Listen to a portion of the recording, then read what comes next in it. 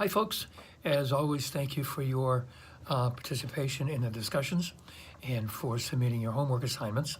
I know a test was scheduled, but I'm sure you've also noticed that I'm a little behind in taking a look at homework assignments. Quite frankly, I'm not only behind in this class, but in a couple of my other classes. So until I get caught up, which hopefully will be this weekend, we're going to put the test on hold, at least temporarily. This week, we're going to be talking about, you're going to be reading about and learning about research. Research is the kind of thing that some of us initially recoil at. We're not good with numbers. We don't have the patience for that kind of thing. Don't worry, first of all. There are people who make a wonderful career out of doing public relations research. They work for public relations agencies. They have their own businesses that simply do research, and they can be brought in. Now, the important thing when you're embarking on a project is to do the research, is to understand what the situation is that you're up against, whether it's positive or negative. You may not be as well as off as you think. You also may not be as bad off as you think. So it's important to do the research. The chapter talks about a variety of approaches that you can take. You know, some of them are very simple, some of them are much more involved. But the important thing is, before you begin a project, is to understand where you're at. At the same time, it's also very important at the end of a project to understand if you've succeeded. You know, organizations are sometimes very good at doing the upfront stuff, but when it gets to the other side, they don't do that follow-up. They pat themselves on the back. They say, boy, we did a great job. You know, boy, that PSA was great. Gee, the CEO was thrilled, and they call it a day. And it's really important to know whether you succeeded. You know, as we've talked about before, as you've read about, advertising and marketing, you can see a return on investment. You can see more customers. You can see more dollars in sales, for example. In public relations, where you're attempting to move opinion, where you're attempting to influence people, it's a little more difficult to see. It's not a dollars and cents kind of thing. And that's why research is tremendously important. This presentation includes one of my favorite videos featuring one of my favorite authors, Malcolm Gladwell. It's the first video, one of the first slides that you're going to see when you go through the class slides.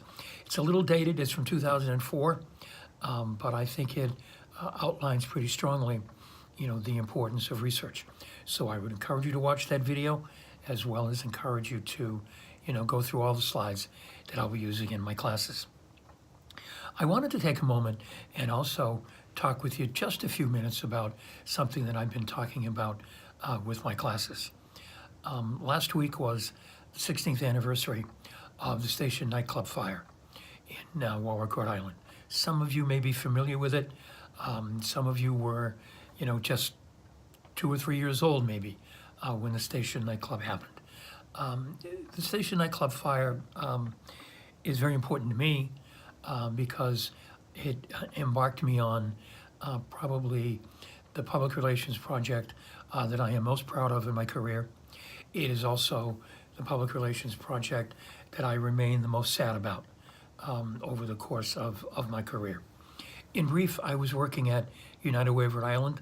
I was responsible for communications, head of public relations in particular, when that fire happened. 100 people were killed. Immediately, the Rhode Island community responded and engaged in fundraising on a very ad hoc basis. The governor at the time, Governor Kacheri, called in United Way, the Red Cross, the Salvation Army, the Council of Churches, and some of the other major nonprofits in the state, and asked us to somehow get our hands around all the fundraising and get our hands around what the folks who were impacted needed. His major concern about the fundraising was that because since money was being raised across the board, and you know, I mean it when I say that, you know, there were jars at bank teller windows, there were jars in convenience stores, There were jars at cash registers and bars. Everybody was collecting money. And Governor Gutierrez's concern was that it would be virtually impossible for the folks who needed help to actually access that money. They couldn't go from business to business. And secondly, even if they could, the businesses had no idea how to give it out. So they asked us to get involved. United Way was designated as the agency because we had the infrastructure. We knew how to raise money. We also knew how to distribute money. There were several public relations issues, public relations challenges that we had to deal with in the process of making the fund the success that it was. The first one was very simple. Our CEO decided that we would be involved with the fund to address the short-term immediate needs of victims and their families. Public relations mistake. We quickly learned that people who were burned in a fire don't consider themselves victims. They consider themselves survivors. So that was one of the first lessons we learned. We were using the wrong terms. We worked very closely with the state and with other agencies to first of all set up a place for families to go. It was the Crown Plaza Hotel in Warwick. You see it right off of 95 on the way to the airport. The issue was the carnage was just terrible. You can Google the Station nightclub fire, and you can see footage from inside the club when the fire broke out. But there were 100 people who were killed in that fire who needed to be identified, and the families needed somewhere to go. So we worked with other agencies, and we set up a place at the Crown Plaza in Warwick for those families to go, where we could feed them, where we could provide counseling. And twice a day, God bless him, Governor Gutierrez came down to the hotel with a list of names of the people who had been identified. And he had a private meeting with the families. We weren't even allowed into the meetings. It was just him, often his wife, who recently passed away, who was a wonderful lady, and the families. And when that meeting was over, we had two groups of very distraught people. One group were people who had received confirmation that their loved ones' remains had been identified and that they had died in the fire. There was a second group of people whose the remains of their loved ones had not been identified, and they were anxiously waiting for the word. There were amongst those folks a handful of people who were hoping against hope, and every time they left a meeting without an identification, they said to themselves, "See, he wasn't there. I told you he wasn't there." So we were working with those folks. From my perspective, as the public relations person, what I had to deal with, particularly in the beginning where there was really a heightened sense of awareness, not only in the local media, but also the national media, were people showing up at the hotel, reporters showing up at the hotel, wanting to go into this secure area with their cameras and interview families. And in some cases, it took some negotiations, particularly with the national media, who were on deadlines and were there for like a day or two, to make them understand that no, you can't go into this room with your cameras and tap someone on the shoulder and say, "Excuse me, can I interview you? And by the way, who do you know who died?" It was totally inappropriate. But we were able to arrange some interviews from some family members who were maybe not directly impacted, and they were willing to talk to the press. This process probably went on for about 10 days. At the same time, we were collecting money, and we had to figure out how to distribute the money. So we took over a car dealership that wasn't being used at the time on Ball Hill Road in Warwick. I want to say it was Mastria, I don't know why. And we set up a place for people to go to apply for assistance. We were there with the funds that were being raised through various fundraising, through corporate donations. Many of the key nonprofit agencies were there. The state was there, Social Security was there. And again, in terms of the public relations and the media, I had to deal with the same issue. Media folks showing up, wanting to go into the area, interview folks, as they were asking for assistance. And again, most people were very good about it. They understood. but there was the occasional reporter, again, a national guy who flew in for the day, who didn't understand why they couldn't go in. But that was something we, successfully managed ourselves through. Another crisis, if you will, or another issue we had to manage ourselves through was how we were going to distribute the money.